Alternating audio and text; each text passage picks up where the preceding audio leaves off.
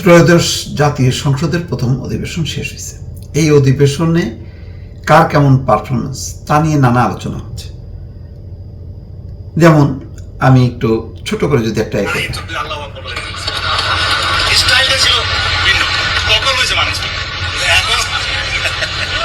এই যে ব্যাংক দখল হয়েছে মানে স্পিকার ইন্টারিম গভর্নমেন্টের সময় ব্যাংক দখল হয়েছে আওয়ামী লীগের সময়। আমরা আসুন সবাই সম্মিলিত ভাবে বিদেশে পাচারকৃত এই সমস্ত অর্থ ফেরত আনার ব্যবস্থা করি।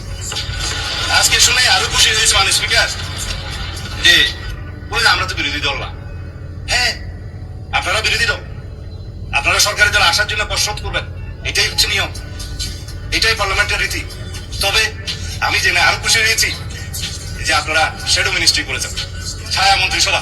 ছায়া মন্ত্রিসভা করলে মানে স্পিকার দুইটা না, একটা হলো যে দায়িত্ববোধ বাড়ে, আর একটা হলো যে উজিরে থামক অথবা মন্ত্রী ভাবের একটা সুখ পাওয়া যায়। তো আমি অভিনন্দন জানাই যে আসুন আমরা শ্যাডো মিনিস্ট্রি হিসেবে আপনারা ডিক্লেয়ার করুন। কাউন্টার পার্ট হিসেবে আমার বিপরীতে মনে হয় আমার সোজাসুজি আছে হোম মিনিস্টার সাহেব শ্যাডো। আমরা পরস্পর তথ্য বিনিময় করবো, আমরা যোগাযোগ রাখবো, কথা বলবো। তবে না, আমি আপনাকে হোম মিনিস্টার খেতাব দিতে সুখী হওয়া দরকার। তো যাই মানে স্পিকার ব্যাংকের বিষয়ে কথা বলছে, বলছে না আমাদের কোনো ব্যাংকিং না, কিন্তু আবার যখন কথা বলছে তার মধ্যে আবার কৃতিত্ব বহন করছে যে কিছু সংখ্যক লোক করেছে, সেটা কৃতিত্ব নিয়েছে এসে। মানে স্পিকার ব্যাংক টাকা তো ভালো, অস্বীকার করার দরকার। তবে শুধুমাত্র দুষ্ট লোকেরা বলে যে কত পার্সেন্ট শেয়ার কার আছে এটা একটু খোলাসা করা দরকার। তাহলে পরে এই যে ব্যাংক দখল হয়েছে মানে স্পিকার ইন্টারিম গভর্নমেন্টের সময় ব্যাংক দখল হয়েছে আওয়ামী লীগের সময়। দখল হয়েছে, স্টাইলটা একটু ভিন্ন ছিল মানে স্পিকার। কেউ সরকারি ইনটা ব্যবহার করে হোটেলে ডেকে নিয়ে এসে করেছে, আর কেউ সরাসরি নারায়ণ চোখ দিয়ে আল্লাহ আকবার বলে স্টাইলটা ছিল। এটা অনেক আলোচনা, সে আলোচনার কিছু অংশ দর্শক দেখালাম। তো সালাউদ্দিন আহমেদের বেশ হাস্যরস, খোঁচা দেয়া, এগুলি বেশ সবাই আপ্লুত। এবং সালাউদ্দিন আহমেদ যে এত চমৎকার করে হাস্যরস দিয়ে বক্তব্য দিতে পারেন, বিরোধী দলকে ঠিকই খোঁচা দিতে পারেন, এটা অনেকের জানা ছিল না, যেটা তার এই পারফরমেন্সে দেখা যাচ্ছে। যদিও অনেকে আবার সমালোচনা করেন তিনি হোম মিনিস্ট্রির দায়িত্ব পালনে ব্যর্থ হয়েছেন, আইন শৃঙ্খলা পরিস্থিতি উন্নতি করতে পারেননি, কিন্তু সংসদে উনি আবার সব বিষয়ে কথা বলেন। প্রধানমন্ত্রী যেহেতু কম কথা বলেন, উনি সেই জায়গাটা পূরণ করেন এবং বেশ তার ক্ষুরোধার আলোচনা, যুক্তি, তর্ক এগুলির সামনে বিরোধী দল যথেষ্ট পরিমাণ কুপকাত হয়েছে এবং বিরোধী দল কিন্তু সেইভাবে আসলে পারফর্মও করতে পারেনি। ফলে পুরো ত্রয়োদশ জাতীয় সংসদের এই প্রথম অধিবেশন 25 দিনের কার্যদিবসে 90টা বিল পাস হয়েছে, অনেক কিছু হয়েছে, কিন্তু এই সংসদের বিরোধী দল তার পারফরমেন্স যতটুক রেখেছে, তারা অবশ্যই সেটা জুলাই সনদ, গণভোট এগুলো নিয়ে তারা আপোষহীন ছিল, দফায় দফায় তারা ওয়াকআউট করেছে। সেই ক্ষেত্রে বলা যায় যে বিরোধী দলের আমরা একটা রূপ আমরা অনেকদিন পর দেখলাম। যদি এর আগের শেখ হাসিনার সময়ের 3টা সংসদ বলেন 14, 18 এবং 24, এগুলি ছিল একেবারেই আকর্ষণহীন এবং বোঝাই যেত যে এটা হলো মানে কি বলে আমরা তোমরা মিলে মিলে বা নিজেরা মানে খেলাধুলার মতন হয়েছে আর কি। বিরোধী দল সেও মন্ত্রী হইতে চায়, সেও সরকারের অংশ, মানে একটা আজব।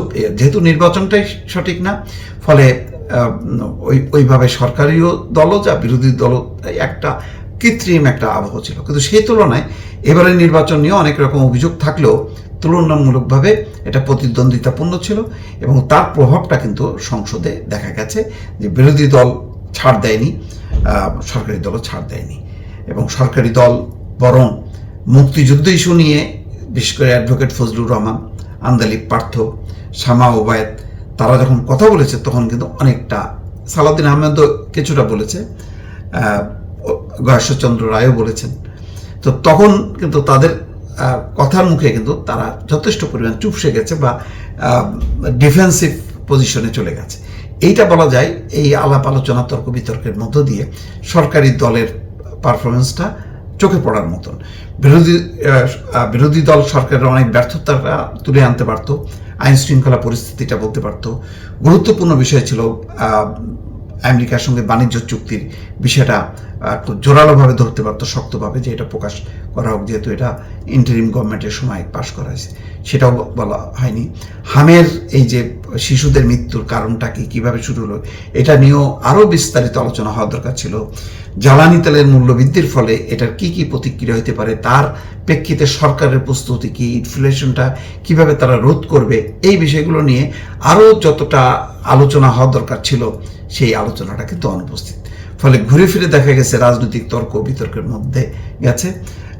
এনসিপির খুব উজ্জ্বল তরুণ হিসাবে তারা যে পারফর্ম করতে পেরেছে সেটা কিন্তু না। খেয়াল করেন 2018 সালের এত বিতর্কিত একটা সংসদ, তারপরও রুবিন ফারানা, হারুন রশিদ তারা যেভাবে জমজমাট করে রেখেছে বক্তব্যের মধ্য দিয়ে, সে তুলনায় কিন্তু এবার একেবারেই নিষ্প্রভ।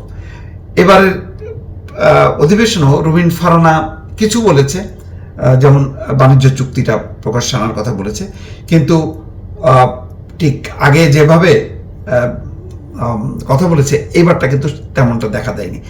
এর কারণও আছে, কারণ রুবিন ফারানাকে পুরোপুরি বলা যাবে না যে সে এখন বিরোধী অবস্থানে আছে, কারণ বিএনপি থেকে নমিনেশন না পাওয়াতে তিনি স্বতন্ত্র নির্বাচন করেছে। ফলে তাকে অনেকটা হয়তো দুই কুল রক্ষা করতে হচ্ছে। তবে আগামীতে কি হয় সেটা দেখার বিষয়। সবচেয়ে বড় কথা হলো 5ই আগস্ট পট পরিবর্তনের পর অনেকেরই প্রত্যাশা যে এই সংসদ অনেক বেশি পজিটিভ হবে, অনেক মানুষের আশা আকাঙ্ক্ষা সংকট দূর করার ক্ষেত্রে, বিশেষ করে ব্যাংকিং খাতের যে অবস্থাটা, এই যে দখল পাল্টা দখলের কথা বললেন, যে ওই সময় এস আলম দখল করছে ইন্টারকন্টিনেন্টাল বা গোয়েন্দা সংস্থার ছত্রছায় নিয়ে জোর করে করে শেয়ার লিখে নিয়ে মালিক হয়েছে, আর এখন কিন্তু ওই স্লোগান দিয়ে ইসলামী ব্যাংক দখল হয়েছে, সেই কথাটা বলেছে। তার মানে তাহলে ব্যাংক খাতগুলোর অবস্থা কি, সেইগুলি পুনর্জীবিত কিভাবে হবে, অর্থনীতি পুনর্জীবিত হবে কিভাবে, লুটপাটের টাকা কিভাবে আসবে, এগুলো নিয়ে আরও সিরিয়াস আলাপ আলোচনা করে তারপর জুলাই সনদের কিভাবে সম্মিলিতভাবে গুরুত্বপূর্ণ সংশোধনীগুলো বা প্রস্তাবগুলো সেগুলি পাশ করা যায়। শুধু জুলাই সনদ অ্যাজ এ হোল টান না দিয়ে তার মধ্যে কোন কোন অংশগুলো মানে দ্রুত বেগে বাস্তবায়ন করা দরকার, এইগুলো নিয়ে অনেক বেশি সোচ্চার হওয়ার দরকার ছিল বিরোধী দলের, এবং অবশ্যই সরকারি দলও এই বিষয়গুলি অ্যাভয়েড করতে পারে না। সেই জায়গাগুলো আমার কাছে মনে হয়েছে যে অনুপস্থিত। দর্শক।